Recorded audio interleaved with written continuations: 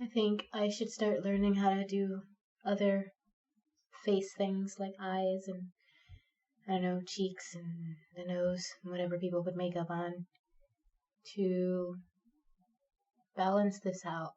But I really like it. It looks really nice.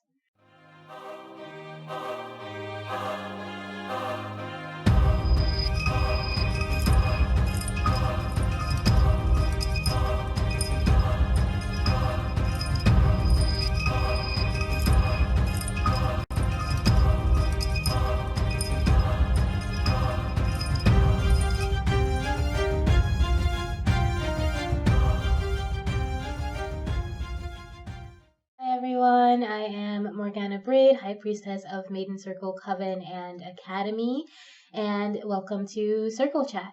So today I wanted to talk about something that I feel is very important to my practice, even though it's not necessarily a pagan topic. You'll actually find, or at least if you're talking to me, you'll find in my experience that paganism and witchcraft and Wicca and this whole path, it's more than just doing spells. It's more than just like magic. I know that like witchcraft, I guess, is mostly magic, but living a witchcraft lifestyle, living a pagan lifestyle, there's a lot that for me focuses on pagan ethics. There's a lot for me that focuses on just kind of mindset and just the way you live. And if you're new to the channel, of course, welcome, obviously, but if you are new to the channel, you should know that I am mostly rambling. I don't plan out these videos. I kind of decide on a topic, have like one or two ideas for what I feel about that topic, and then I tend to just kind of talk. And hopefully, eventually, people will start to join the conversation so that I'm not just talking to myself. I want to hear your opinions. I want to hear your thoughts on each of these subjects. And these videos are timeless, so you don't have to watch them in any particular order. You can watch them whenever they're on the channel. And yeah, like it's just me talking about my spiritual beliefs, trying to explore them and understand them, and hopefully hearing back from you guys and finding out what your spiritual beliefs are and why you hold those beliefs. And just like I want to connect with people who are doing that kind of deep dive thing, because that's important to me. It's how my spiritual practice has been able to grow and evolve all these years. I've been on this path for about 18 years now, and 18 years in February or 19 years in February. I'm not really sure, but I feel like it was a February. I don't know why. That's really specific, and I've never really thought about that. But like, it's about 18 years. I was 12 years old when I started this practice, when I started studying it and reading about it and looking into it. And then I was 14 when I dedicated myself to this practice. And I was very much focused on Wicca, on the rules of Wicca, on Celtic magic, because I have Irish ancestry, and so I was really into that as a teenager. I was also really into Egyptian practices as a teenager, and I'm getting more into African and Egyptian magic now because I have a heretical. I have a heritage that is connected to parts of Africa, to Western Africa, Northern Africa, and a little bit closer to the Middle East as well, according to those DNA tests. Excuse me. And also, I will be rambling, so if that's something you hate, I'm very sorry.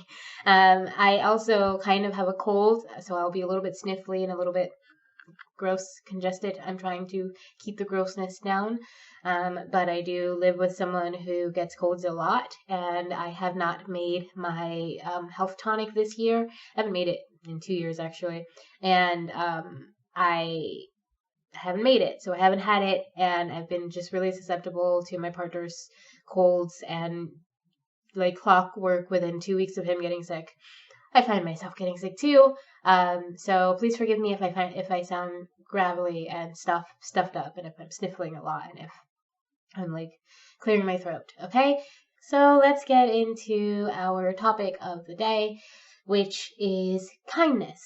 Yes, kindness is not really something that you think about as much in the pagan community, but I think it's very, very important, especially now in the way that our world is run, to think about what it means to be a kind person, what it means to be a good person, what it means to be a nice person, what it means to be a bad person, okay? I think these are things that, especially now when we are in this atmosphere where if you say one thing, people have decided who you are based on that one thing, despite anything else you've done in your past.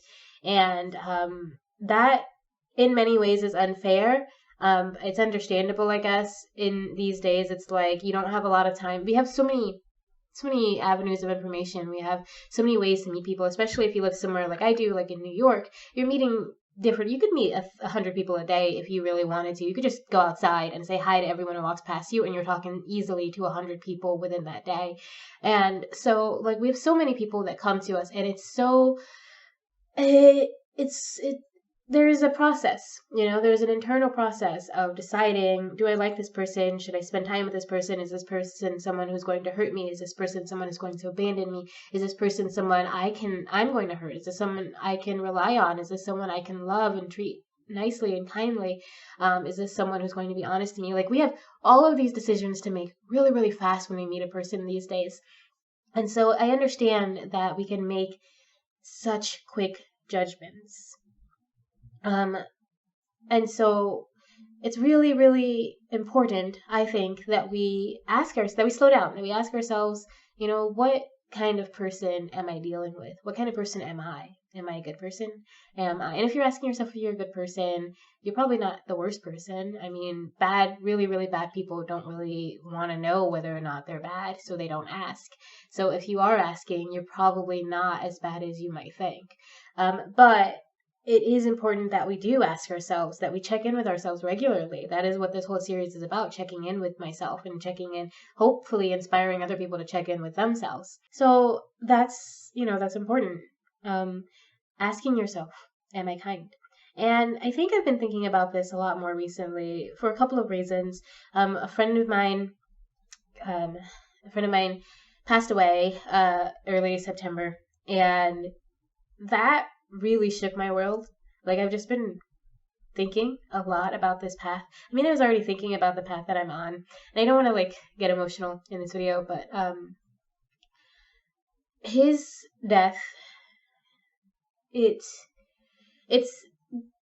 was a very prominent and important figure in my life, and we hadn't been very close in the last few years, but he was extremely important in the who I am today. So his passing has made me think about the choices I've made over the last 12 years.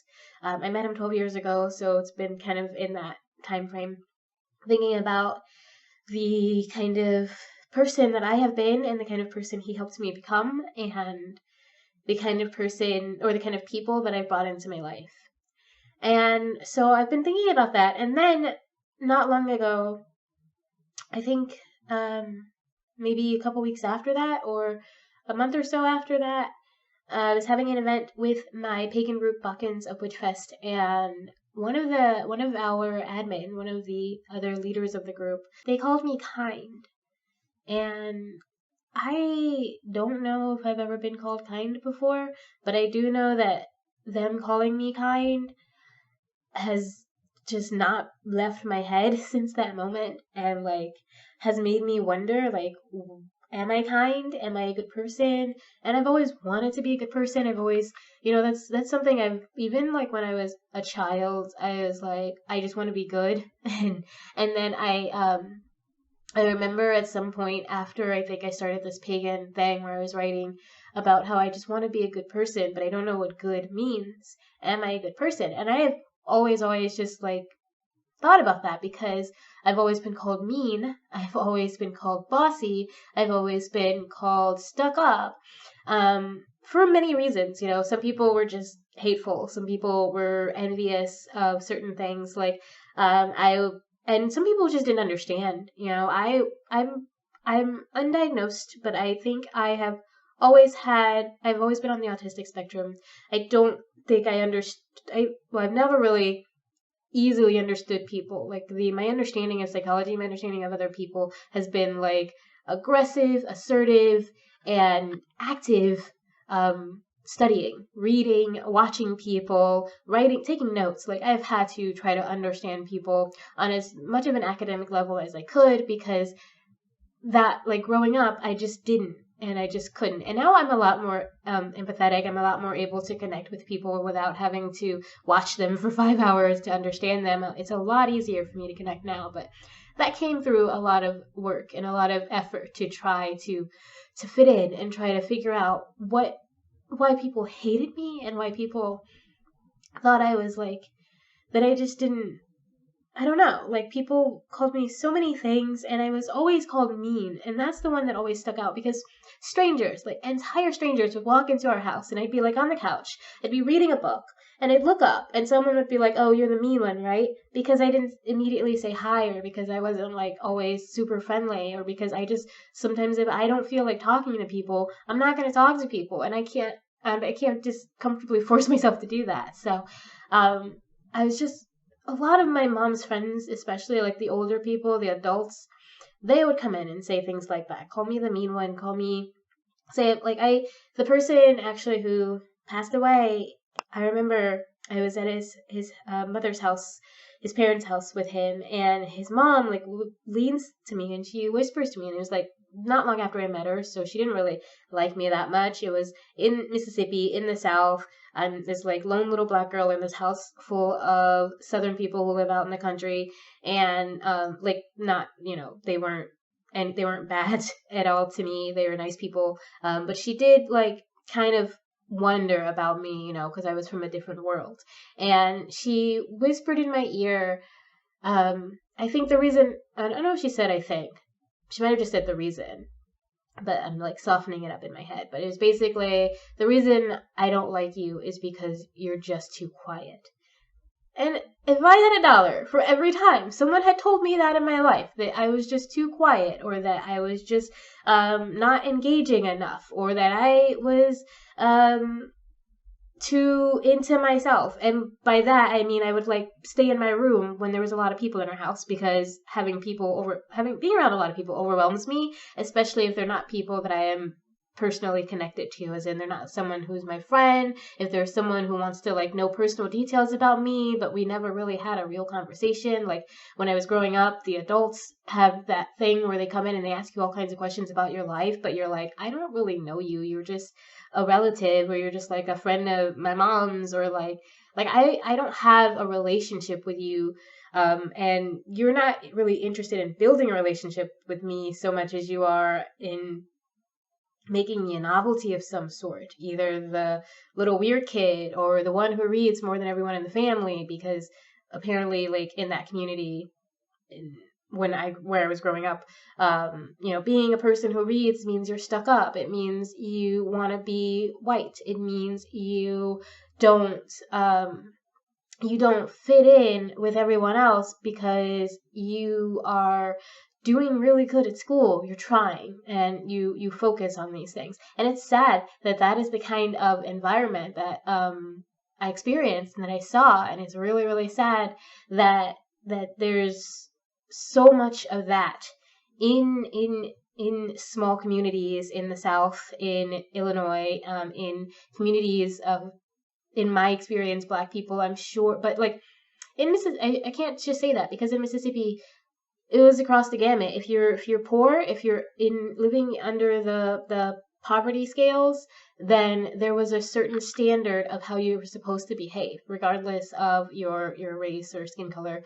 You were just supposed to be a kind of person because you lived in a certain community, or because your family did certain things or had certain habits or whatever. And I know, like I said, I am rambling and digressing, but my point is that I didn't fit in most of my life where I was. I still don't feel like I fit in most of the time. I'm really, really good at going out places and fitting in for like an hour, especially after I've had a couple of drinks. I can be as charming as I want to be, but then at some point, it's just like, there's a disconnect, and I realize, I'm still not, I'm still slightly on the outside. So I am telling you all of this to explain why, I guess, being called kind just really hit me hard. Like, I've always tried to be good. I've always accepted the things people have said about me as, they have their opinions. My mom always tried to instill in me that someone else's negative opinions about me are not necessarily, they don't have to be true. I don't have to accept them. I don't have to like take that into me. And while, I knew that logically, a lot of that I did obviously take into me, especially the whole mean thing. I joke about it a lot because I can be very strict. I'm a nanny. As I've mentioned before, I work with kids, and I can be very strict. I can be very direct with what I want. I don't really like, hi kitty. I don't really beat around the bush too much, despite the amount that I talk. I tend to try to be as clear and direct as possible when I speak to people. When I text, you can ask anyone who's my friend. I will text paragraphs to say something that should be like that a normal person would say in like 2 lines. And it's like, I have to explain all the time, like, there are no excess emotions. I'm not angry. I'm not like super excited. I'm not like losing my mind here. I just use a lot of words. So like, I've never been, I don't think I'm very warm all the time. I don't really like being touched a lot. And that's, caused issues in romantic relationships, because I like being touched at first when I really, really am into a person. But then after time, it's like, I like touches that are of quality. I like touches that mean something. I like, like, if I'm sad, I like my hand squeezed. If I am feeling frisky, I like my butt squeezed. But I don't want to be groped when I am just trying to get something to eat out of the fridge. I don't want to be like, grabbed when I am trying to run to the bathroom and take a pee, because those are not the moments. Read the room. But for the most part, like, if I love you and I trust you, then I can be very cozy. I can be very warm. And I love hugging people. I'll hug anybody as long as, they're not covered in, I don't know, louse. As long as it's not a harm to myself, I will hug anybody. And I do try to be a lot warmer than I was before. But I've never really thought of myself as a kind person. So what does that mean? I don't know. I don't know what it means to be kind. I know, like I said, I've always tried to be good. I've always tried to make sure I wasn't actively hurting anyone, that I wasn't purposefully going out and causing other people to feel bad about themselves or to be physically harmed or anything like that. But I think that's good. I think what it means to be calm, and if I'm just thinking about, my own actions, what it means, why someone would call me calm. And I'll tell you, they called me that, I don't remember why. I think I just offered to hand them something, maybe water or something. But I think that's what it means to be a kind person.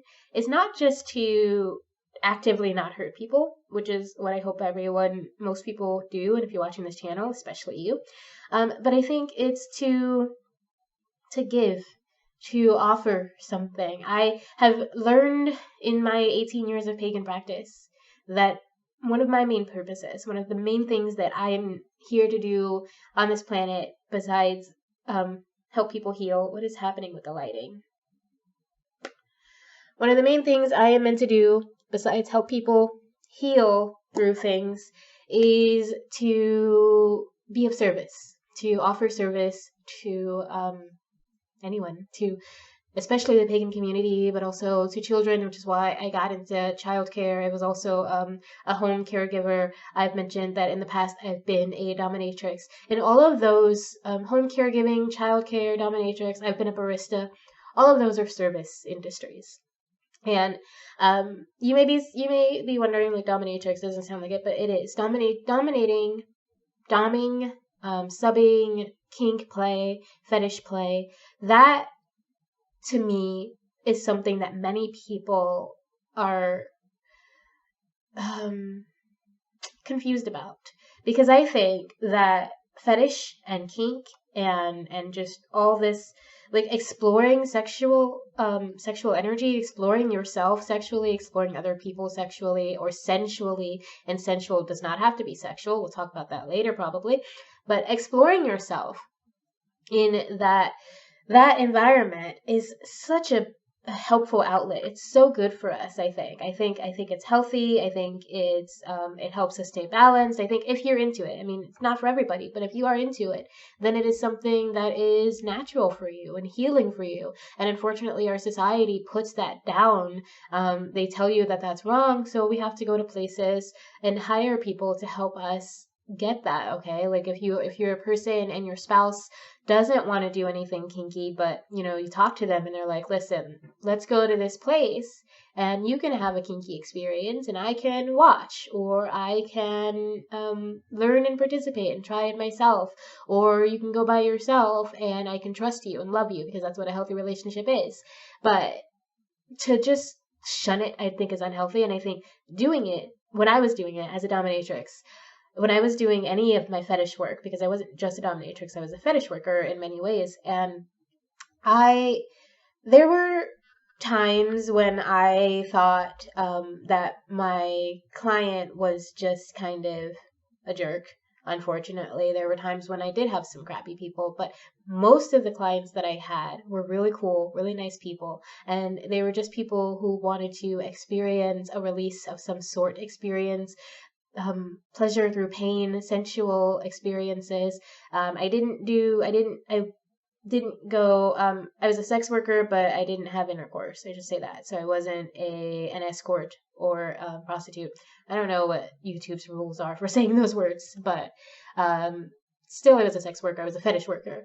And just being on that side, seeing my clients come in and like, as much as they were doting on me and like they were the ones tied up or on their knees, I was still serving them. I still felt like I was giving them something that would help them heal, that would help them deal with something in their life, that would help them just feel better at the end of the day, that will help them like feel, energized or awake or just like themselves, And I feel like when you're trying to be a kind person or a good person, that's what you focus on. You don't try to judge people for what makes them feel better. As long as what makes them feel better isn't hurting other people, then let them have it. Let them enjoy it.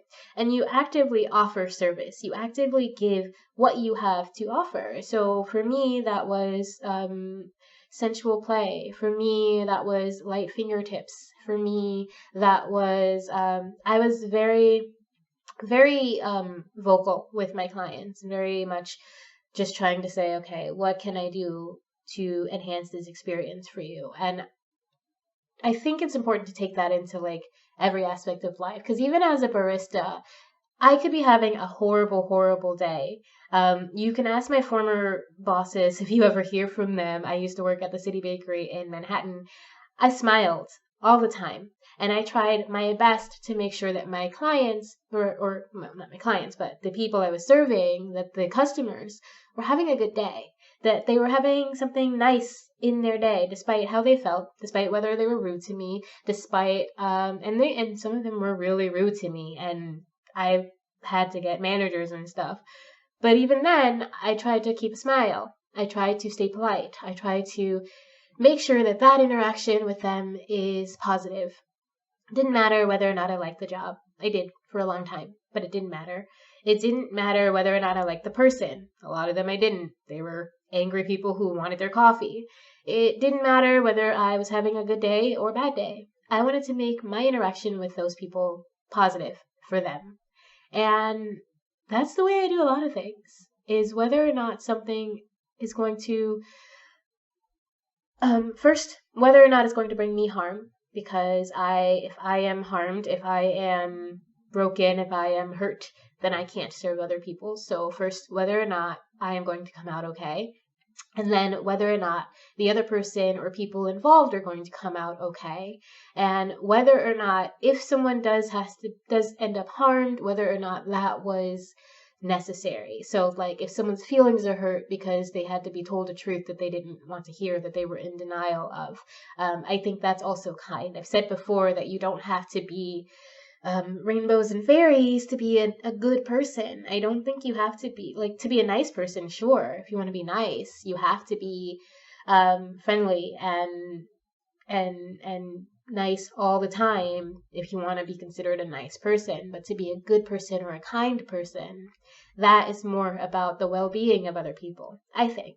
And I think about the well-being of people around me all the time. Like, I don't know if I've said this before, but like I can't be in a room with another person and not recognize that they're in that room. So like even if I'm like wearing headphones, even if I'm reading a book, if I'm like I'm like locked in work, writing something, if someone talks to me, it might take me a couple seconds to register it, but if I hear them, I'm going to eventually respond and be like, oh, did you speak to me? What'd you say?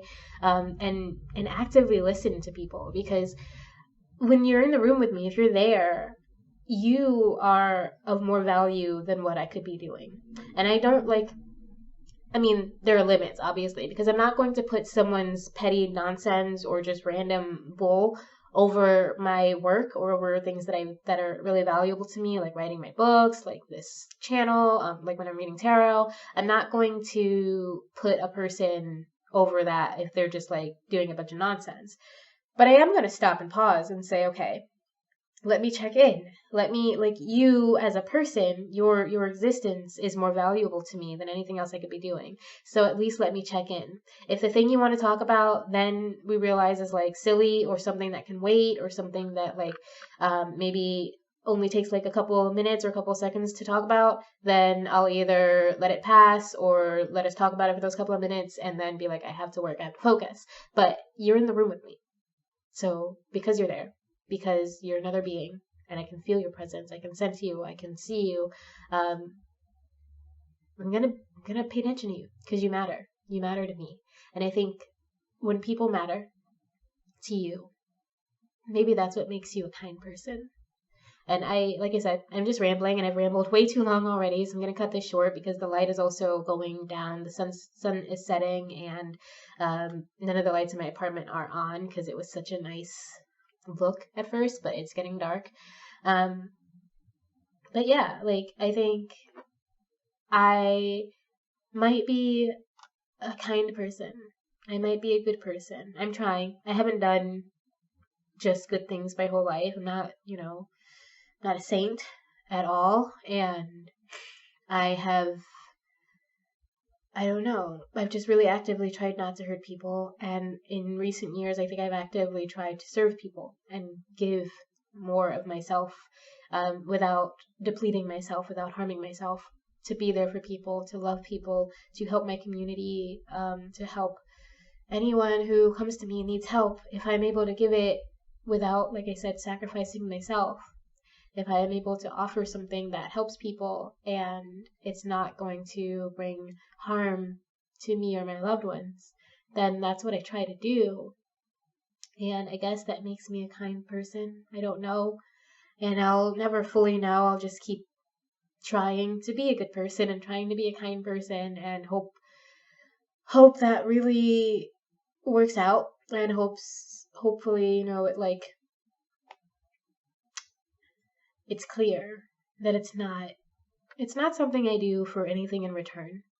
It's not something I do. Oh, that's another thing. I think kind people shouldn't do things because they want something back.